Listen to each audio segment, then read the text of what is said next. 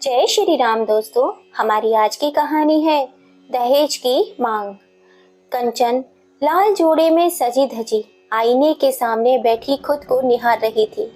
वह बहुत ही खूबसूरत लग रही थी। अभी थोड़ी देर पहले ही तो पार्लर से तैयार होकर आई थी। वैसे तो पार्लर वाली ने उसके श्रृंगार में कोई कमी नहीं रखी थी, पर फिर भी उसका चेहरा फीका सा लग रहा था, क्योंकि उसके चेहरे पर से मुस्कान गायब थी। दुल्हन के चेहरे पर जो लालिमा होती है, वह उसके चेहरे से नदारद थी। इससे यह साबित हो रहा था कि वह इस शादी से खुश नहीं है। वो बिना किसी भाव के दर्पण में अपना चेहरा देख रही थी।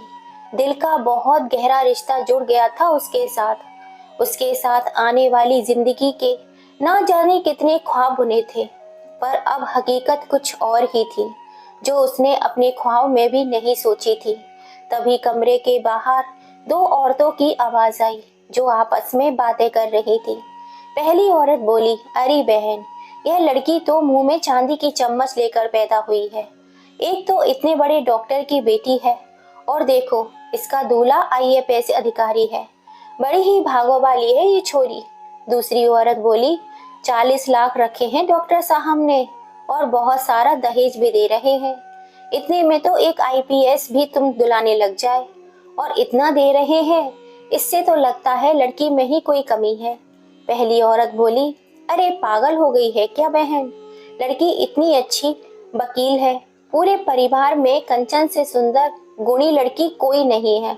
हाँ, तो तुम्हें पता नहीं है क्या, इसकी पहले भी तो सगाई हो गई थी, पर सगाई के 2 महीने बाद ही रिश्ता टूट गया था।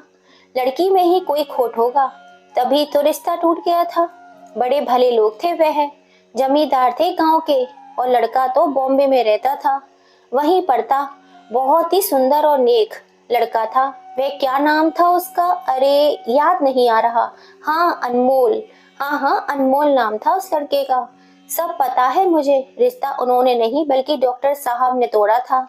अरे लेकिन हुआ क्या था कि जमींदार साहब के छोटे भाई ने धोखे से सारी प्रॉपर्टी हड़प ली, और जमींदार साहब अर्श से फर्श पर आ गए। और बस फिर क्या था, डॉक्टर साहब को लगा इस परिवार में उनकी बेटी का भविष्य सुरक्षित नहीं है, और वैसे भी उनको लड़का तो सरकारी नौकरी वाला चाहिए था।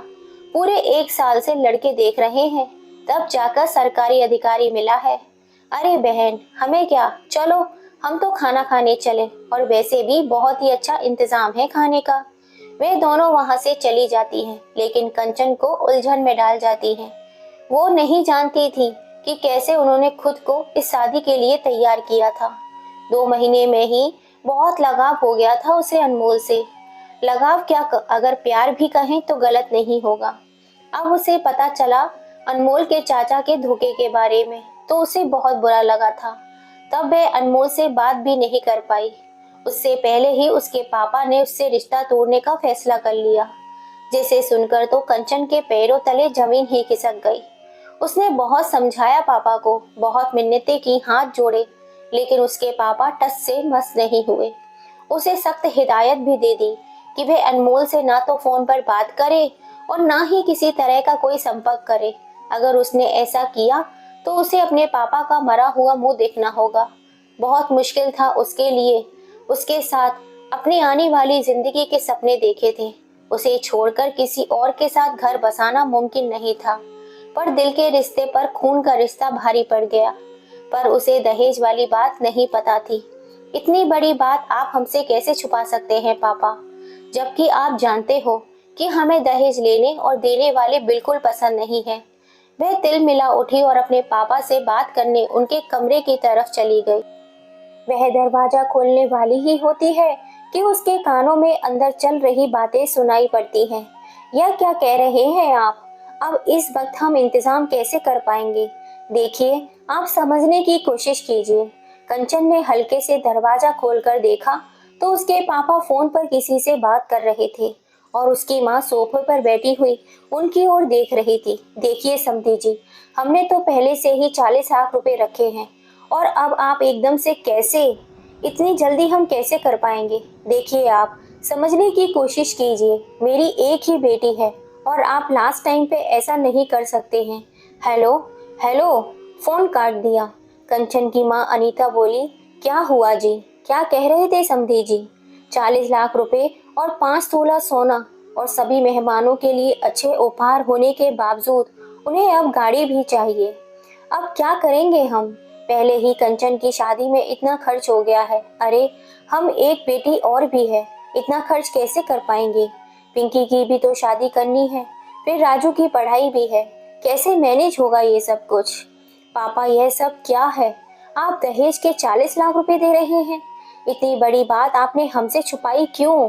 कंचन को वहां देखकर दोनों पति पत्नी चौंक गए और उसके पापा भड़कते हुए बोले, आपको कितनी बार समझाना पड़ेगा कंचन, ऐसे छुप छुप कर बड़ों की बातें नहीं सुनते और ना ही उनसे सवाल करते हैं।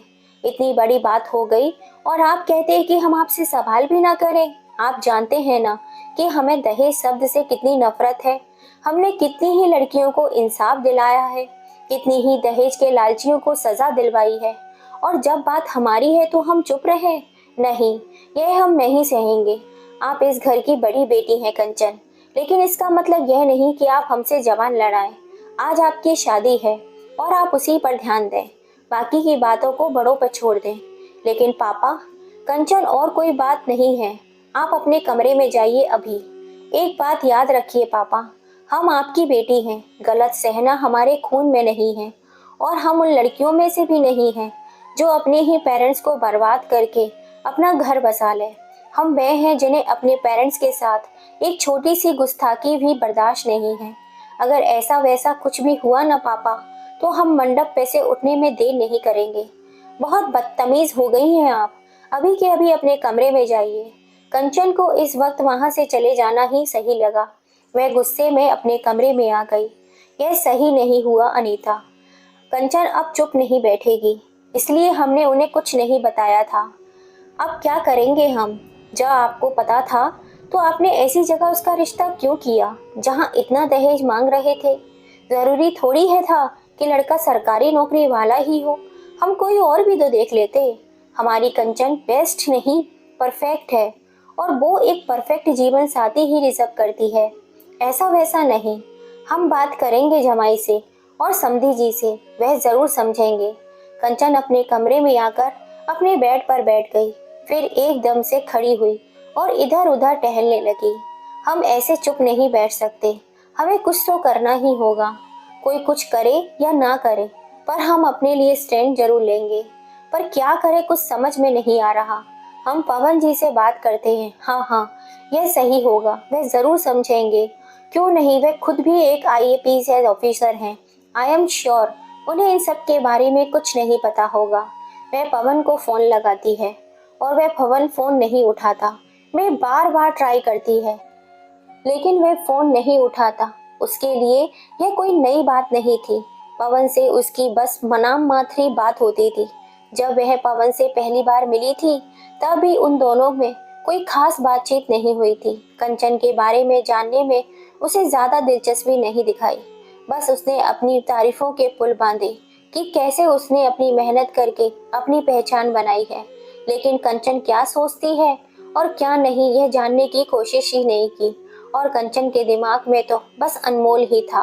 उसने भी जैसे उससे मिलकर बस औपचारिकता ही निभाई। तभी कुछ देर बाद कंचन के फोन की घंटी बजी। उसने देखा फोन पवन का था। वो उठा पाती उससे पहले ही फोन कट गया। उसने फिर फोन लगाया। हेलो, हेलो कंचन, एक बार में फोन क्यों नहीं उठाती हो? वो हम, क्या हुआ, कुछ काम है? सब ठीक है ना? जी वो पवन जी, हमें आपसे बात करनी है। हाँ तो शादी के बाद कर लेना, इतना क्या जरूरी है कि बार बार कॉल किए जा रही हो? बस अभी बारात निकलने ही वाली है।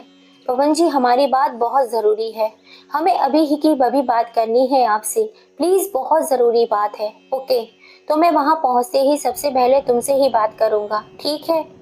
कंचन फोन रख देती है। उसके मन में उम्मीद की एक किरण जागती है। कंचन अपने कमरे में इधर उधर चक्कर काट रही थी, क्योंकि अब उसे पवन से ही उम्मीद थी। बारात आ चुकी थी और पता नहीं कब बरमाला के लिए बुलावा आ जाए। पवन जी कहाँ हैं आप? कंचन फिर पवन को कॉल करती है, लेकिन तभी दरवाजा खुलता है और पवन अंदर आता है। ऐसा भी क्या हो गया कंचन कि तुम शादी तक का वेट नहीं कर सकी? तुम्हें पता भी है कितनी मुश्किल से यहाँ तक आ पाया हूँ मैं। हम समझते हैं पवन जी, लेकिन हमारा आपसे बात करना बहुत ज़रूरी है। हाँ तो जो भी है जल्दी बोलो, वरना कोई आ जाएगा, टाइम नहीं है मेरे पास। कंचन पवन को सब कुछ बता देती है। तो उस पर पवन उससे कहता है, तो इसमें इतने घबराने वाली क्या बात है, यह सब तो अपनी फैमिली और सोसाइटी में नॉर्मल है यार। ऐसे बात तो इतनी बड़ी क्यों बना रही हो। और मैं पापा और दादाजी को जानता हूँ, वो नहीं मानेंगे, उनसे कहने का कोई फायदा नहीं है। मतलब आपको सब पता था और आपको कोई प्रॉब्लम नहीं है दहेज से। कंचन ने हैरानी से कहा, मुझे क्या प्रॉब्लम होगी यार, यह सब तो बड़ों का मैटर है और अपनी कास्ट में यह तो सब नॉर्मल है। और वैसे भी हमारे पापा आर्थिक रूप से सक्षम हैं, तो कोई इतनी बड़ी बात भी नहीं है। कंचन पवन की बात सुनकर हक्की बक्की होकर उसे देख रही थी। उसे विश्वास नहीं हो रहा था कि पवन ऐसी भी सोच रख सकता है। पवन जी, आप ऐसी सोच रखते हैं? आई कांट बिलीव आपने अपने सोशल अकाउंट पर दहेज के खिलाफ कितनी सारी पोस्ट डाल रखी हैं। और आप, पवन बोला, प्लीज कंचन, इतनी सी बात को इतना मत बढ़ाओ। तुम तो ऐसे दिखा रही हो जैसे मेरे घर वाले जबरदस्ती तुम्हारे घर वालों से दहेज मांग रहे हो। तुम्हारे पापा खुद अपनी मर्जी से दे रहे हैं। जब हमारी शादी की बात तय हो रही थी तभी ये सब फिक्स हो चुका था। तुम्हारे पापा की गलती है कि उन्होंने तुम्हें अधूरे अंधेरे में रखा। और तुम्हें क्या मेरा सोशल अकाउंट देखकर मुझसे शादी के लिए हाँ की थी? वो उस पर गुस्सा होते हुए बोला। कंचन के होश ही उड़ गए उसकी बात सुनकर। और उसका ऐसा रवैया होगा ये उसने अपने सपने में भी नहीं सोचा था। उसकी बातों से उसे बहुत गुस्सा आ रहा था, लेकिन फिर भी उसने अपने गुस्से को नियंत्रण किया और उससे बोली, पवन जी, आपके घर से फोन आया है। पापा जी को अपनी मर्जी से जो दे रहे हैं उसके अलावा भी उन्होंने गाड़ी की डिमांड की है। यह आपको पता है? मतलब तुम्हें गाड़ी से प्रॉब्लम है ना, तो मैं पापा को मना कर दूंगा गाड़ी के लिए, फिर ठीक है ना? आपका मतलब है आपको भी दहेज चाहिए था और जो आपके घर वालों की नई डिमांड है वह सब आपको पता है? राइट, हाँ बिल्कुल सही कहा तुमने, मुझे सब पता है। लेकिन तुम क्या चाहती हो ये मेरी समझ में नहीं आ रहा है। तुम यह शादी करना चाहती भी हो या नहीं? मुझे तो लगता है तुम अभी भी अनमोल के बारे में ही सोच रही हो और इसलिए इस शादी से बचने के लिए ये सारे बहाने ढूंढ रही हो। पवन ने शक भरे लहजे में कहा, जिससे कंचन भी थोड़ा सा बौखला गई। पवन जी, आप इस बात को घुमाकर इसे पलटना चाहते हैं। आप अनमोल को लेकर पूरी तरह निश्चित हैं, क्योंकि आप बहुत अच्छे से जानते हैं। हमें इसीलिए पॉइंट पर रखिए। आप क्या सोचते हैं यह तो हमने जान लिया, पर अब हमारी बात सुनिए, क्योंकि शायद आप हमें अच्छे से नहीं जानते। जानता हूँ, बहुत अच्छे से जानता हूँ तुम्हें। तुम एक जागरूक नागरिक हो, अपने खुद के दम पर एक एनजीओ भी चलाती हो, बेसहारा लोगों के लिए सामाजिक कामों में भी बहुत ही एक्टिव रहती हो। सोशल इवेंट में भी तुमने दहेज के खिलाफ बहुत कुछ बोला है और उससे रिलेटिव केस भी लड़े हैं। बट कंचन, यहाँ पर बात अलग है। तुम्हारे पापा ने खुद 40 लाख देने की पेशकश की है। हम नहीं आए थे उनके पास, रिश्ता तुम्हारी तरफ से आया था, हमारी ओर से पहल नहीं हुई थी। पर तुम्हें ये सब बातें कैसे पता होंगी? बिकॉज तुम बिल्कुल भी दिलचस्पी नहीं रखती इस शादी में। तुम्हारे पापा ने ही कहा था इन सब के बारे में तुम्हारे सामने कोई बात नहीं होगी। जब आप हमें इतने अच्छे से जानते हैं तो आपको पता होना चाहिए ना कि हमें पता चलेगा तो हमारा रिएक्शन क्या होगा। हम दूसरों की शादी में दहेज लेना देना पसंद नहीं करते। यह तो हमारी खुद की शादी है, हम कैसे इतना गलत होने देंगे? कंचन गुस्से में बोली, तो ये अपने घर वालों से क्यों नहीं कहा तुमने? मैं अपने बड़ों के बीच में नहीं बोलता। उन्होंने जो डिसीजन ले लिया मैंने वही मान लिया। हमारी बात अभी खत्म नहीं हुई है। पवन जी, आपके घर वालों ने आपकी कीमत लगा दी और आप कह रहे हैं कि आप उनके सामने नहीं बोलेंगे। आप चुप रहें, लेकिन हम नहीं रहेंगे। और वैसे भी हम बचपन से ही समाज के खोखले नियमों को तोड़ने के लिए आए हैं। तो आज एक सही, अगर यह शादी दहेज के बिना नहीं हो सकती तो नहीं चाहिए हमें ऐसा खरीदा हुआ सरकारी दूल्हा, क्योंकि दहेज के बस दो ही मतलब होते हैं, या तो आपने दूल्हे को खरीद लिया है या फिर दुल्हन के आगे का खर्चा भी लड़की के माँ बाप ने एडवांस में दिया है और अगर लड़की के आगे का खर्चा भी उसके पेरेंट्स को ही देना है तो लड़के का कोई हक नहीं बनता उस पर अपनी पत्नी बनाकर उसे अपने साथ ले जाने का। अब आप हमें बताइए कि हमारी शादी में दहेज का क्या रोल है?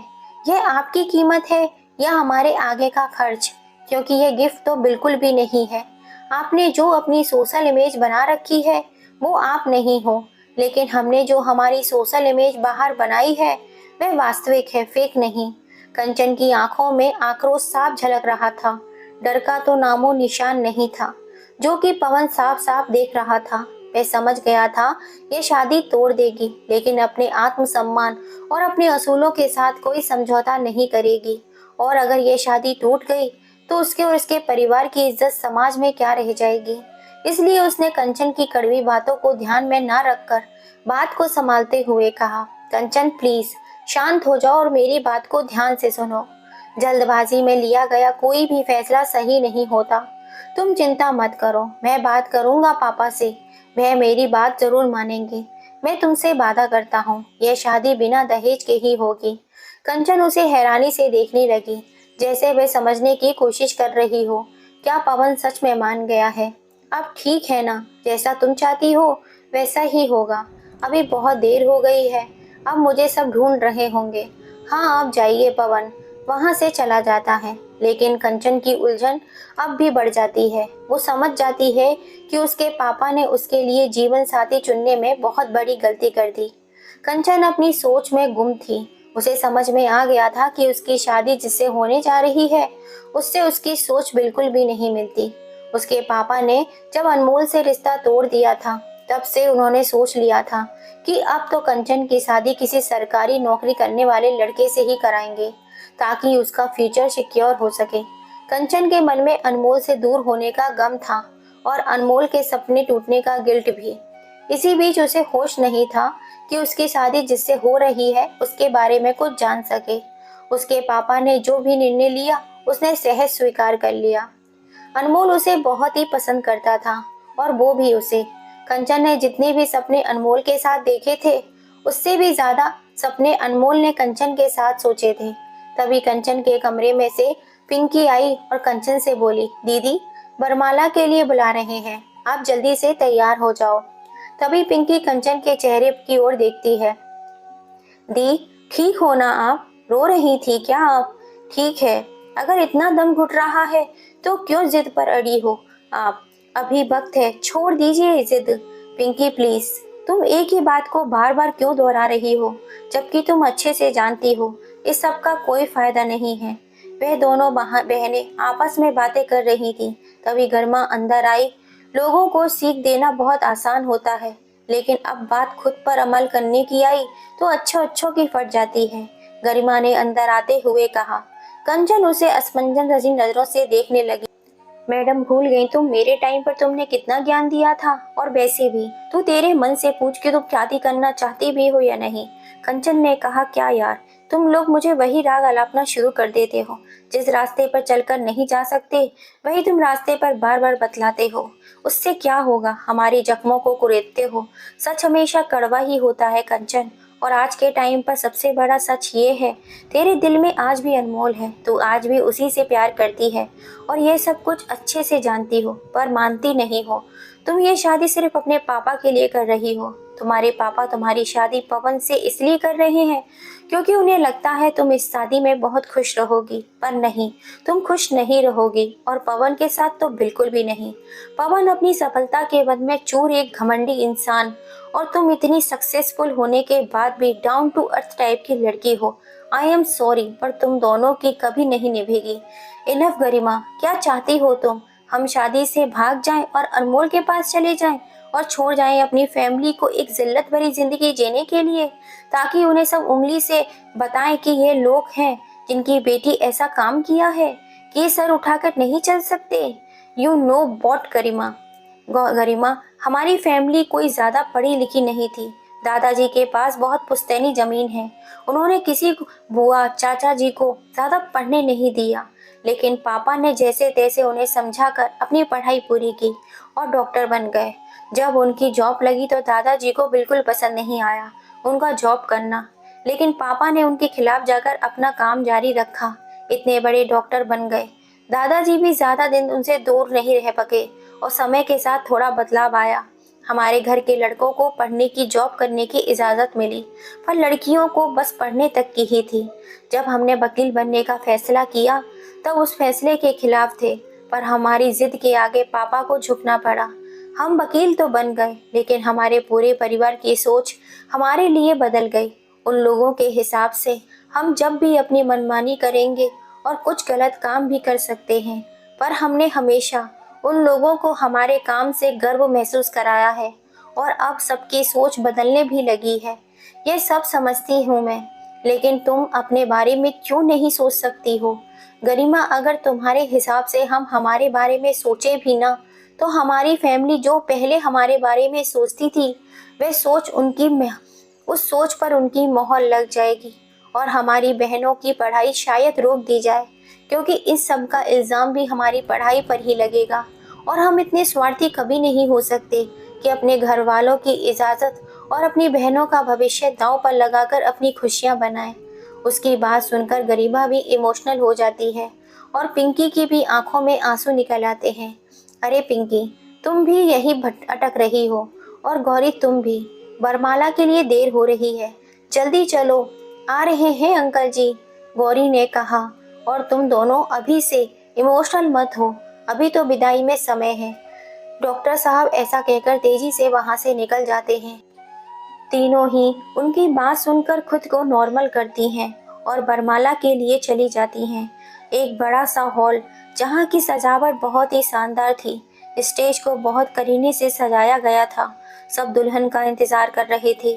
तभी सिस्टम, ढोल, नगाड़े, गुर गूंजने लगे और हॉल में कंचन अंदर आती है। पवन कंचन की ओर देखता है। उसका चेहरा मुरझाया हुआ था। उन दोनों को स्टेज पर छोड़कर सब नीचे आ जाते हैं। दोनों के हाथ में वरमाला होती है। पवन उसकी नज़र बचाकर धीरे से उससे कहता है, मैंने पापा से बात कर ली है, वे मान गए हैं। कंचन के चेहरे पर हल्की सी मुस्कुराहट आ जाती है और वो पवन को थैंक्स कहती है। वरमाला और आशीर्वाद समारोह संपन्न होने के बाद सबको फेरों की तैयारी के लिए कहा जाता है। जब कंचन वहां से जाने लगती है, पवन की नज़र उसकी उंगली पर जाती है। एक मिनट कंचन, रुको, तुमने सगाई की अंगूठी गलत उंगली में पहनी हुई है। कंचन ने कहा, वो हमारी इस उंगली में स्वेलिंग आ गई है, इसलिए हमने दूसरी उंगली में पहन ली है। पर अभी कोई देखेगा तो क्या कहेगा? आज के दिन तो पहन लो, पवन ने कहा। बट हमें इसमें बहुत दर्द हो रहा है और किसी का भी ध्यान थोड़ी ना जाएगा। प्लीज यार, आज ही की तो बात है, इतनी से दर्द से कुछ थोड़ी ना होगा तुम्हें। फेरों का मुहूर्त 1 या 2 घंटे के बाद का ही है, इतने से टाइम तक तो पहन ही सकती हो। ठीक है, हम पहन लेंगे। कंचन अपने रूम में जाती है। इस समय उसके आसपास उसकी कजिन सिस्टर भी थी, लेकिन उसका ध्यान वहाँ नहीं था। फिर वह अपनी यादों में खो जाती है। एक दिन सगाई के बाद अनमोल की फैमिली कंचन के घर लंच पर आई थी। कंचन, तुम्हारी उंगली में क्या हुआ है? कुछ नहीं अनमोल, वो सब्जी काट रहे थे तो कट गई, तो उसमें रिंग निकाल दीजिए। यह आप क्या कह रहे हैं अनमोल? आपके घर वाले बाहर बैठे हैं और हम सगाई की अंगूठी निकाल दें? कैसी बातें कर रहे हैं आप? क्या सोचेंगे सब हमारे बारे में? सब इतनी सी बात, मेरे पास इसका भी सॉल्यूशन है। अनमोल उसकी उंगली में से रिंग निकालकर उसके पास वाली उंगली में डाल दिया और कहा, ठीक है ना? बट अनमोल, रिंग इसमें नहीं पहनते हैं। यह तो बताइए, सगाई की रिंग उंगली में क्यों पहनाई जाती है? क्योंकि ऐसा कहा जाता है, इस उंगली की नसें सीधे दिल तक जाती हैं, तो इसलिए उस उंगली में रिंग पहनाई जाती है, क्योंकि इसका कनेक्शन सीधे दिल से होता है। तो फिर इस उंगली का कनेक्शन भी दूसरी उंगली से होता है, तो फिर ये उंगली भी दिल से कनेक्ट हुई ना। आपके पास हमेशा ही ऐसे अजीबोगरीब लॉजिक होते हैं। आजकल आंखों में से कुछ ज्यादा ही नोटिस करने लगी हैं आप मैडम। चलिए, अब आपको हम अपना पूरा घर दिखा देते हैं, जैसे ही आपकी इच्छा हो। कंचन की एकदम से तंद्रा टूटी और उसे सब कुछ याद आ गया कि आज उसकी शादी है और किसके साथ। तो उसका दिल तड़प उठा। उसके मन में रह रहकर अनमोल का ख्याल आ रहा था। तभी उसका फोन बज उठा। दूसरी बार रिंग आने पर उसने फोन उठा लिया। तुम हमें फोन क्यों कर रही हो गरिमा? हम कमरे में ही तो हैं, अंदर आ जाओ। अपना मुंह बंद रखो और मेरी बात ध्यान से सुनो। तुम जल्दी अपने रूम से बाहर आ जाओ, कोई सवाल नहीं, जल्दी आओ कंचन। बिना कुछ बहे बाहर आ जाती है।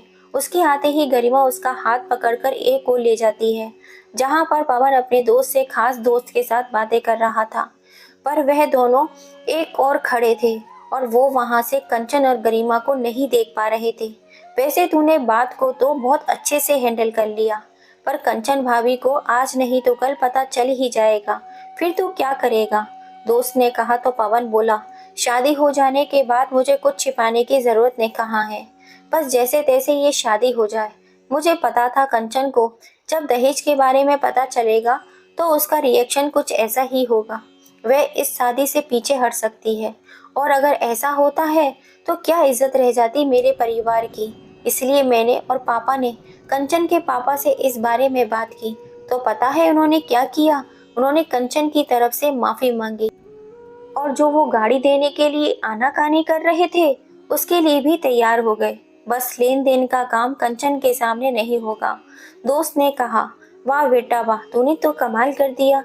वहां पर तेरी होने वाली पत्नी तुझे हीरो समझ रही है कि तेरी वजह से शादी बिना दहेज के हो रही है, पर उन्हें क्या पता तुझे पूरा दहेज मिल रहा है। अरे मैं तो कहता हूँ तुझे तो इससे भी ज्यादा मिलना चाहिए था। सरकारी नौकरी है तेरी, क्या कमी है तुझमें? अरे लोग तो छोटी मोटी नौकरी करते हैं, उन्हें भी इतना देते हैं।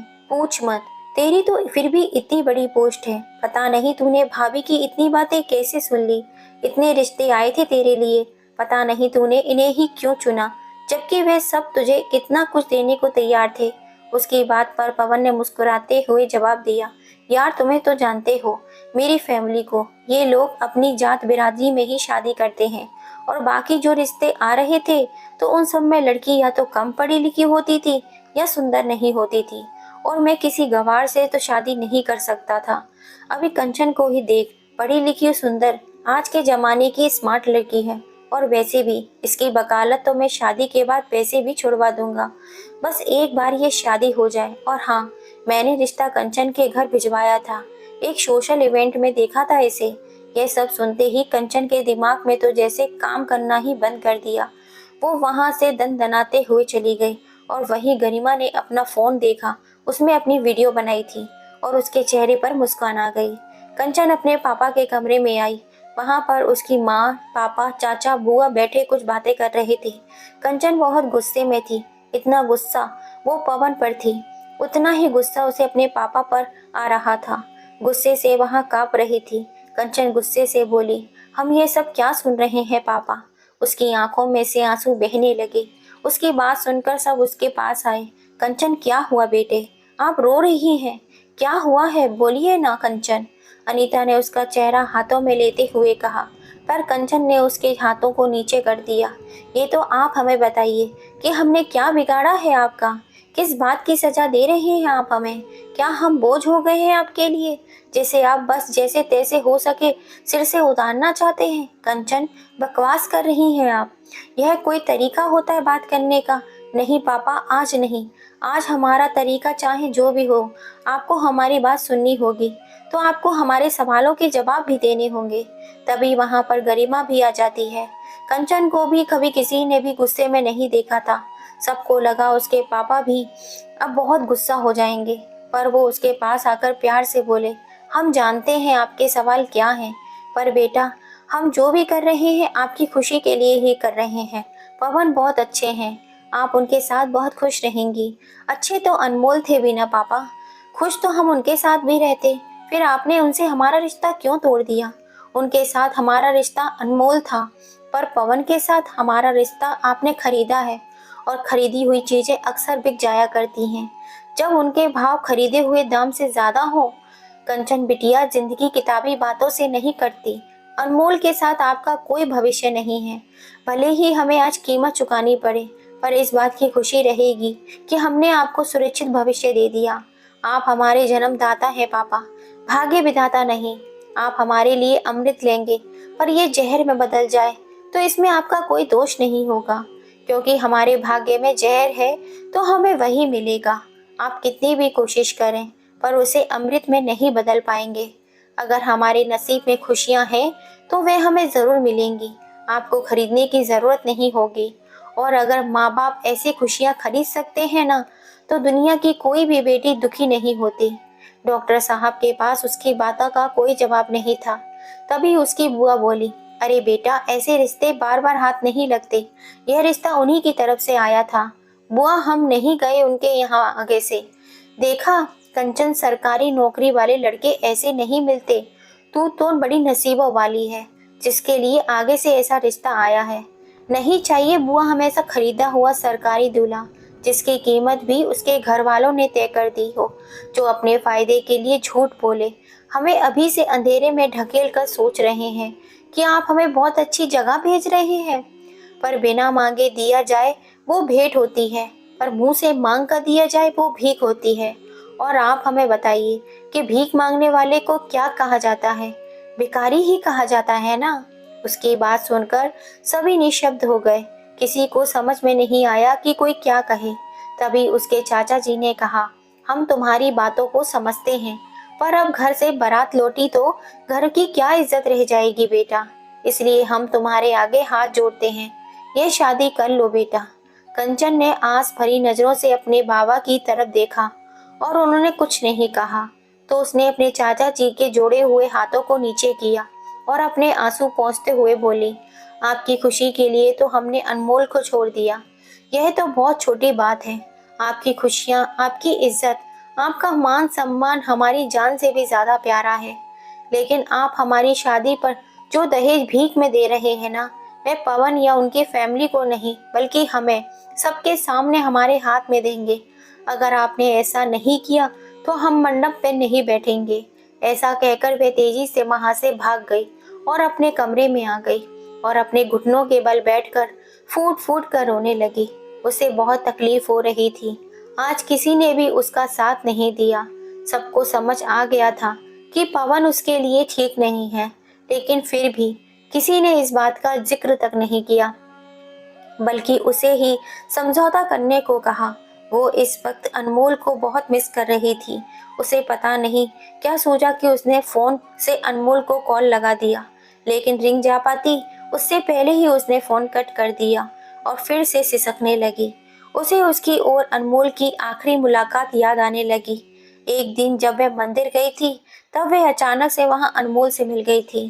कंचन जैसे ही भगवान को प्रणाम करके उठने लगी, तभी अनमोल उसकी नजर में आ जाता है। वह जल्दी से अपना चेहरा दुपट्टे से ढक लेती है और जल्दी से बाहर आने लगती है। इतनी हिम्मत नहीं थी उसमें कि वह अनमोल का सामना कर सके, लेकिन जैसे वह मंदिर से बाहर आने लगी तभी वह अनमोल से टकरा जाती है। अनमोल ने कहा सॉरी, लेकिन तभी उसे उसकी शक्ल दिखाई दे जाती है। कंचन तो उसे नजरें भी नहीं मिला पा रही थी। कंचन का गला सूखने लगा। उसे समझ में नहीं आ रहा था कि वह क्या करे, और अनमोल समझ रहा था कि वह कभी क्या सोच रही होगी। अनमोल ने कहा, कंचन आप ठीक है ना? कंचन ने कहा, जी हम ठीक हैं। कंचन को डर लग रहा था कि अनमोल उसे कुछ सुना देगा। वह सब सहन कर सकती है, पर अनमोल की नजरों में उसके लिए नफरत नहीं। दोनों ने एक दूसरे का हाथ साथ निभाने की कस्में खाई थी, और जब अनमोल का बुरा समय चल रहा था तब उसे उसका साथ छोड़ना पड़ा। अनमोल ने कहा, इतना ऑफवर्ड फील करने की जरूरत नहीं है कंचन, जो भी हुआ उसमें आपकी कोई गलती नहीं है। मैं जानता हूँ आपने बहुत कोशिश की थी, बट अंकल नहीं माने। मैंने और मम्मा पापा ने भी बहुत ट्राई किया, पर छोड़ो ये सब और किसी की बात है। आप कंचन की आंखों में नमी तैर गई। अनमोल, हमें माफ कर दीजिए, हम इस रिश्ते को बचाने के लिए कुछ नहीं कर पाए। आपको गिल्टी फील करने की कोई ज़रूरत नहीं है। और किसने कहा हमारा रिश्ता नहीं बचा? हम सबसे पहले दोस्त थे ना, तो क्या हम अब दोस्त नहीं हैं? आप हमेशा मेरी बेस्ट फ्रेंड ही रहेंगे अनमोल। आपकी जगह कोई भी नहीं ले सकता। मेरी जिंदगी में भी आपकी जगह कोई नहीं ले सकता, कभी भी नहीं, कभी भी नहीं। और हाँ, आपकी जिंदगी में कभी भी कोई मुसीबत आए तो ये बेस्ट फ्रेंड हमेशा आपके लिए साथ तैयार है। जब भी जरूरत हो बस एक बार आवाज लगा देना, मैं आ जाऊंगा।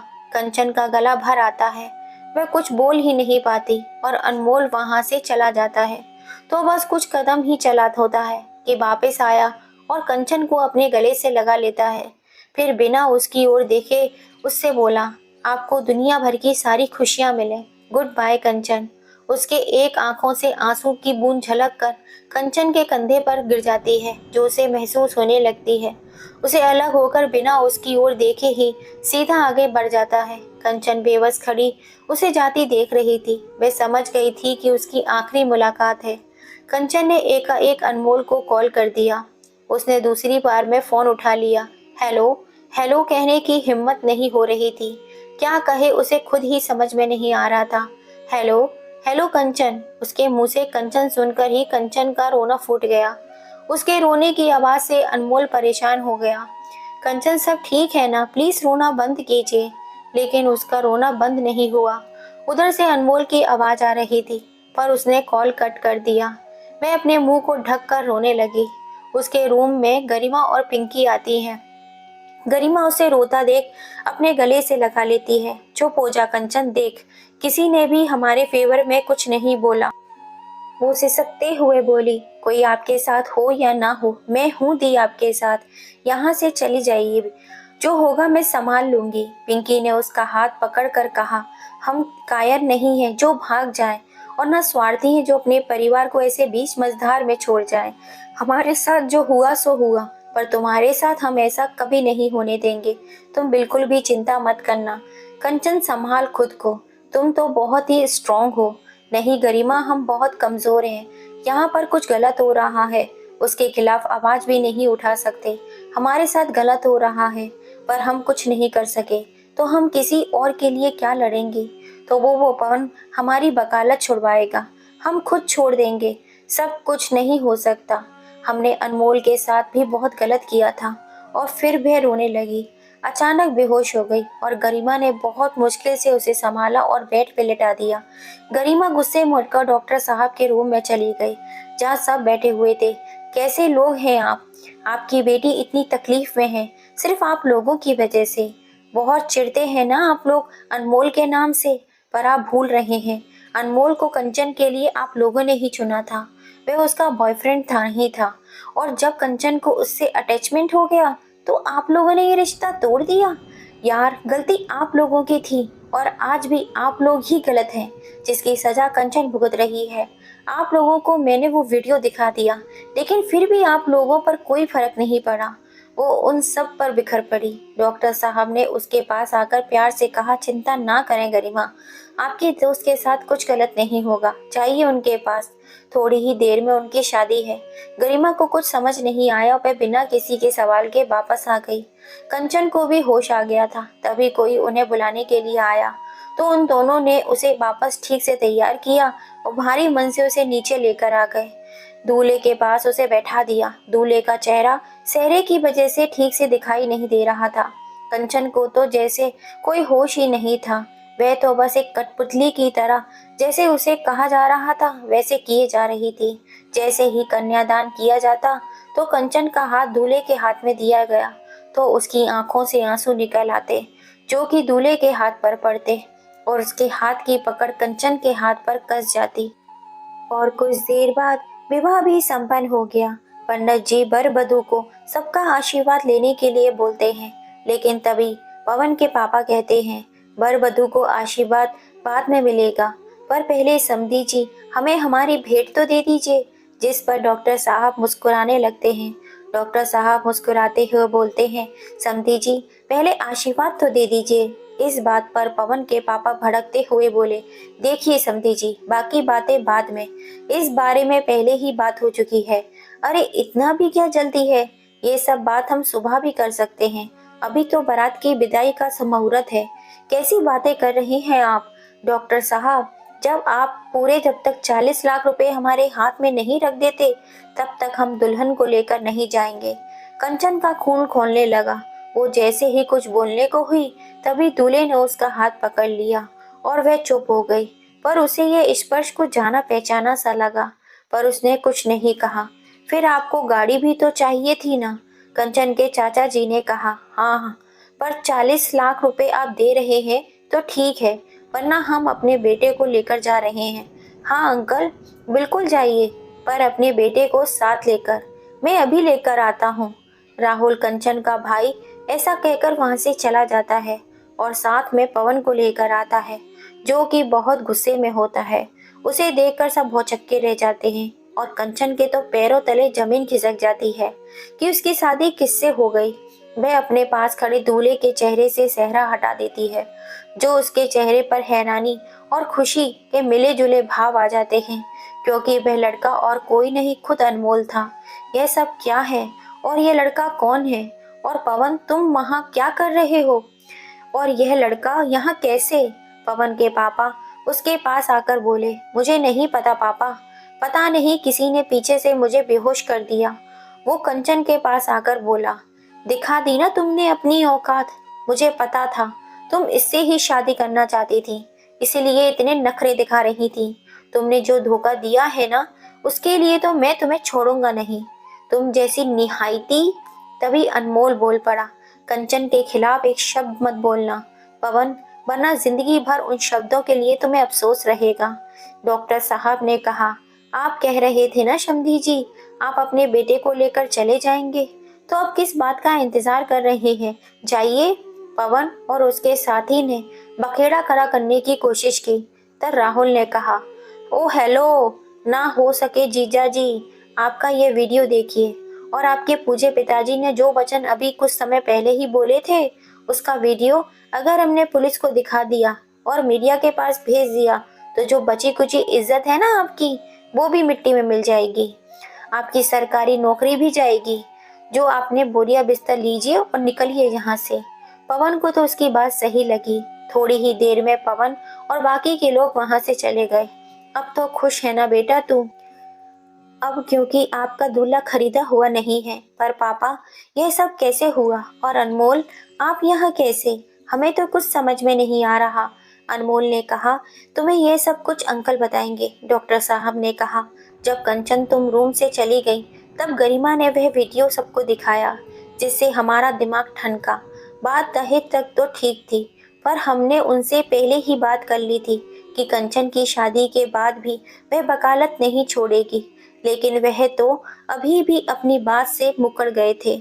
हम सोचते थे कि उसके घर वालों की सोच चाहे जैसी भी हो, पर कम से कम पवन की सोच तो अच्छी होगी।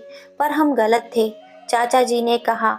और तभी मेरे दिमाग में एक ख्याल आया और मैंने इनके पिताजी से बात की। उन्होंने हमें माफ कर दिया और शादी के लिए भी राजी हो गए। पर उन्होंने ये कहा कि पहले हम अनमोल से बात कर लेंगे, क्योंकि अनमोल की खुशी में ही उनकी खुशी है। फिर हमने भाई साहब को समझाया और ये समझ गए कि कंचन की असली खुशी अनमोल के साथ है। पिंकी ने कहा, और फिर मैंने गरिमा के पति, जो कि अनमोल जी के दोस्त हैं, उनसे उनके बारे में पता करने को कहा। और सबसे अच्छी बात यह थी कि पास में ही अनमोल की बहन का ससुराल है। ये वहीं कुछ काम से आए हुए थे। जब हमने इनके पास जाने का फैसला किया, तेरे पापा ने इतनी हिम्मत नहीं थी कि यह जाकर इनसे बात कर सके, इसलिए इन्होंने हमें और तेरे चाचा जी को इनसे बात करने के लिए भेजा। अनमोल ने कहा, और जब उन्होंने हमें सारी बात बताई, तब मुझे कुछ समझ में नहीं आ रहा था कि मुझे क्या करना चाहिए। लेकिन तभी आपका कॉल आया और आप कुछ बोल नहीं सकी, पर मैं आपकी आवाज़ सुनकर समझ गया था कि आप इस शादी से खुश नहीं हैं। तब मैंने तुरंत शादी के लिए हाँ कर दी। राहुल ने कहा, और बाकी दूल्हा बदलने का काम मैंने कर दिया। कंचन की आंखें भर आईं। आप सभी ने हमारे लिए ये सब किया और हमें पता भी नहीं क्या क्या सोचे जा रहे थे। तभी डॉक्टर साहब उन दोनों के पास आए और अनमोल से कहा, हमें याद है बेटा, जब आपका रिश्ता कंचन के साथ हुआ था, तब आपने दहेज लेने से साफ इनकार कर दिया था। लेकिन यह भेंट हमने कंचन के लिए ही रखी है, कृपा करके आप इसे स्वीकार कर लें। यह कहते हुए उन्होंने उसके हाथ में 40 लाख का चेक रख दिया। अनमोल ने कहा, तुझे तो लगता है कि शायद अब आपको मुझ पर विश्वास होने लगा था, पर मैं गलत था। आपको तब भी मुझ पर विश्वास नहीं था और आज भी नहीं है, इसलिए तो आप मुझे ये 40 लाख रुपए दे रहे हैं। डॉक्टर साहब ने कहा, अरे बेटा बेटा, यह तो बस उपहार है, आप किसी अन्यथा ना लें, हमारा ऐसा कोई मतलब नहीं था। अनमोल ने कहा, हमें बस आपका आशीर्वाद चाहिए और कुछ नहीं। मेरे पिताजी की संपत्ति गई है पापा, पर मेरा हौसला और मेरी लगन, मेरी मेहनत नहीं। आप चिंता ना करें, यह आपकी बेटी को किसी भी कोई परेशानी नहीं होगी। यह मेरा वादा है आपसे। माँ बाबा की आंखों में खुशी के आंसू आ जाते हैं।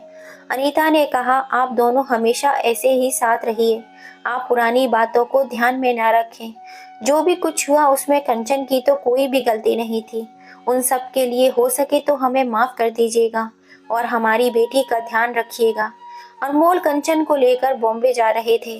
अनमोल के चाचा ने सारी प्रॉपर्टी अपने नाम कर ली थी, लेकिन उनका बॉम्बे वाला घर अनमोल के नाम पर था, इसलिए वे अभी भी उसके पास ही था और वह वहीं पे रहते थे। गाड़ी में खामोशी पसरी हुई थी। अनमोल ने चुप्पी तोड़ते हुए कहा, मैं दुनिया का पहला लड़का हूँ जो अपनी शादी के बाद खुद ड्राइव करके अपनी दुल्हन को घर ले जा रहा हूँ। कंचन खिड़की की तरफ देखकर हल्के से मुस्कुराई, और शायद ऐसा भी जिसे बस 1 घंटे पहले ही पता चला हो कि आज उसकी शादी है, और खुद ही हंसने लगा। कंचन के चेहरे पर सुकून भरी मुस्कुराहट आ गई। आप आज यहाँ क्यों आए थे? क्या काम था? दीदी के यहाँ मेरी कुछ बुक्स रखी हुई थी, उन्हें लेने आया था। गाड़ी में ही रखी हैं। अगले सप्ताह मेरा इंटरव्यू है। किस चीज़ का इंटरव्यू? मेरा प्री मैथ्स क्लियर हो गया है। अनमोल ने कंचन की ओर देखते हुए कहा, क्या आपने यूपीएससी का एग्जाम दिया था और पास भी होल कर लिया? पर आप तो मना कर रहे थे ना। आपने पहली बार मुझसे कुछ मांगा था और पूरा तो करना ही था। उसकी बात सुनकर कंचन भावुक हो गई। फिर वे अपने घर बॉम्बे पहुंच गए। वहां अनमोल के माँ बाप ने उनका स्वागत किया और अगले दिन अखबार में यह खबर छप गई कि आईएएस अधिकारी पवन चौहान की शादी दहेज की वजह से टूट गई। 1 सप्ताह बाद अनमोल का इंटरव्यू हुआ और कुछ दिनों के बाद ही उसका रिजल्ट आ गया।